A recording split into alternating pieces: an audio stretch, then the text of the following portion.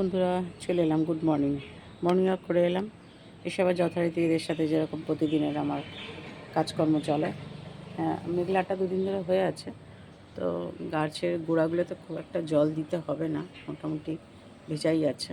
আর এইটা তো কাগজ ফুল গাছ, বাগান বিলাস, পুরো কাটাই ছাটাই করে দিয়েছি। একেও কাটাই ছাটাই করে দিয়েছি, এখন তাও বেরিয়েছে।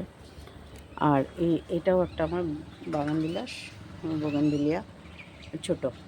তো যাই হোক, সবই কাটাই ছাটাই করেছি, দেখছেন। যত কাটাই ছাটাই করে দেওয়া যাবে তত বেশি ফুল আসবে। তো এই গোড়াটা ড্রাই রাখতে রাখবে, যত ড্রাই রাখবে তত ভালো ফুল আসবে। তো এই হলো আমার সাদা জবার। আজকে ফোটেনি, প্রচুর কুড়ি এসছে। তো এখন হচ্ছে গিয়ে এই সকালবেলা এদের সাথে একটু আলাপ পরিচয় না করলে, যতই মেঘলা হোক আর যাই হোক, তবু মনটা আর কি ভরে না। তো তাই জন্য একটু আর কি সকালবেলাটা আমি একটু ওয়াটার স্প্রে দিয়ে এদেরকে স্নান করাই। রোদ ওঠার আগে করলে পরে গাছের জন্য খুব উপকার। তো তাই জন্য এইটা করি। তা ভাবলাম যে তাহলে করতে করতে একটু আপনাদের সাথে গল্প করি, আপনাদেরকে দেখাই আমি কি করি সকালবেলা উঠে। এটা করে তারপরে এবার এখানে সব কিছু করে তারপরে যাব ছাদে।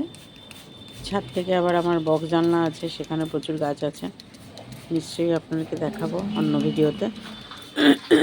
আর ইনি হলেন আমার কয়েন প্ল্যান্ট, পুরো মুড়িয়ে কেটে দিয়েছি।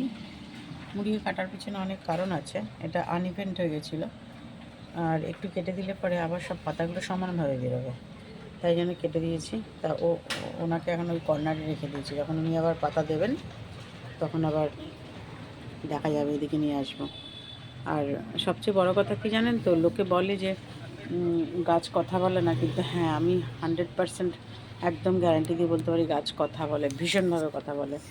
মানে আমি এদের স্পর্শগুলো এতটাই অনুভব করি, আর এরাও তাই। মানে আমি যদি দুদিন না থাকি, গাছে জল দেওয়া বলুন, যা কিছু হয় ঠিক কথা, সবই হয়, কিন্তু কোথাও যেন মনে যেন ওরা উদাস হয়ে থাকে, ওদের ভালো লাগে না।